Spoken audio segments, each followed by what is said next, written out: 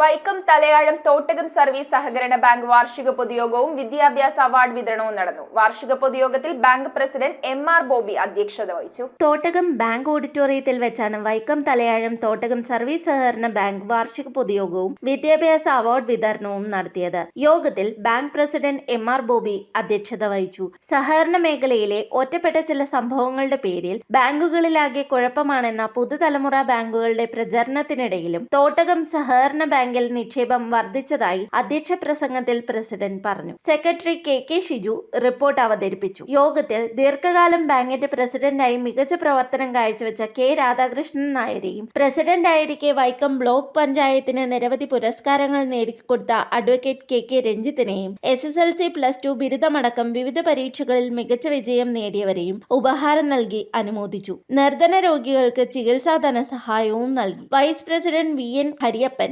ഭരണസമിതി അംഗങ്ങളായ PS Muraleedharan, PA Anuraj, PK Ashokan, Jolly K Varghese, NJ Krishnakumar, KP Natarajan, KV Prabhan, Susheela, Radhakumari, Ramya Ajimon തുടങ്ങിയവർ ചടങ്ങിൽ സംബന്ധിച്ചു.